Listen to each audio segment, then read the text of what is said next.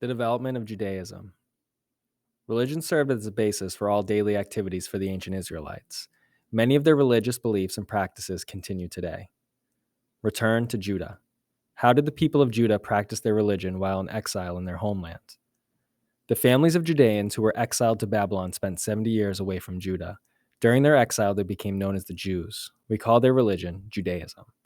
While in Babylon, the Jews no longer had a temple in which to worship God. It is believed that a small group of Jews began to meet at synagogues, or Jewish houses of worship. They worshiped on the Sabbath. According to tradition, the Sabbath lasts from sundown Friday to sundown Saturday. During this weekly day of worship and rest, Jews prayed and talked about their religion and history. Jews still observe the Sabbath today. Rebuilding Judah. While some Jews accepted Babylon as their permanent home, others hoped to return to Judah someday. This hope was achieved when a group of people called the Persians swept across Southwest Asia. The Persians defeated the Chaldeans and took over Babylon. In 538 BC, the Persian king Cyrus II let the Jews return to Judah. Some Jews stayed in Babylon, but many returned to Judah. They rebuilt Jerusalem and constructed a new temple to replace the one destroyed by the Chaldeans. This new place of worship became known as the Second Temple.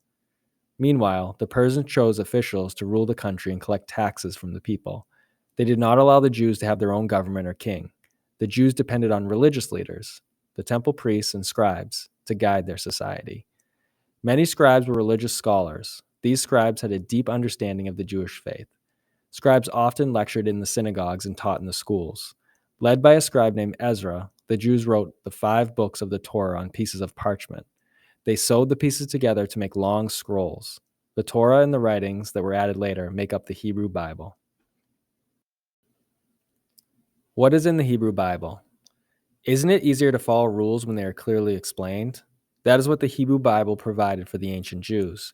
3 parts, the Torah, the prophets, and the writings, make up the Hebrew Bible. It contains a series of 24 books written and collected over many centuries. The Hebrew Bible presents the laws and rules of the Israelites. It also reflects the culture of the people. Jewish history, art, literature, poetry, and proverbs are all part of the Hebrew Bible. Genesis, the first book of the Torah, presents the Israelite view of human beings. It tells how God created the earth in 6 days and rested on the 7th day. Genesis also describes how God punished the world for wicked behavior. In this book, God warns a man named Noah that a flood is coming and commands him to build an ark, or large boat. As the rains poured and floodwaters rose, Noah, his family, and 2 of every animal on earth boarded the ark.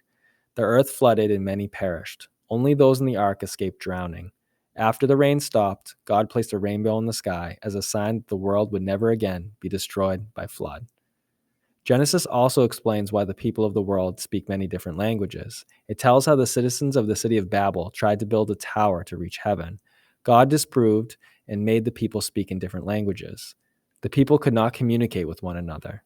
As a result, they could not work together to complete the tower. God then scattered the people across the earth. Later parts of the Hebrew Bible describe Jewish hopes for the future. The book of Isaiah describes what the Jews believe to be God's plan for a peaceful world.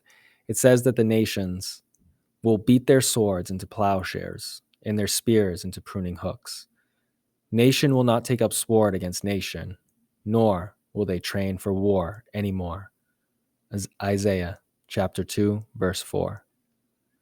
The book of Daniel explains that the Jews also believed that evil and suffering would eventually be replaced by goodness. Daniel was a trusted advisor to a Babylonian king.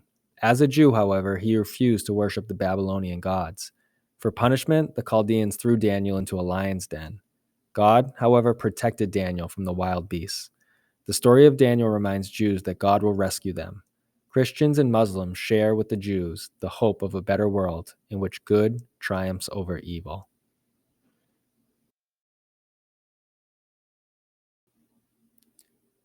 Jewish daily life. How did religion shape the Jewish way of life?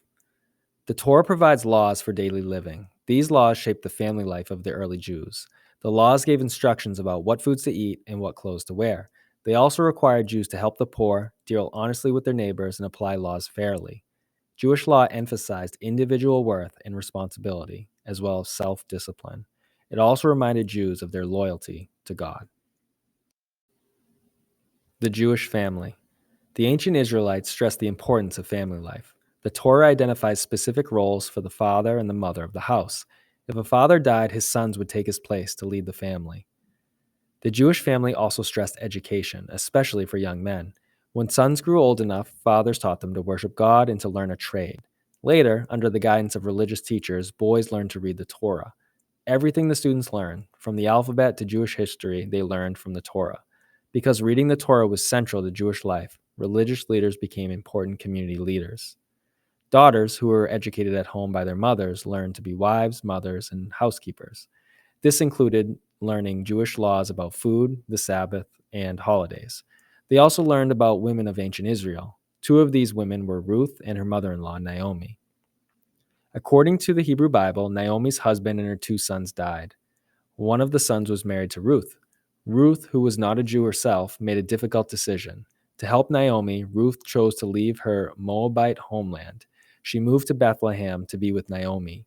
Naomi had urged Ruth to stay with her own people, but Ruth responded, "Where you go, I will go, and where you stay, I will stay.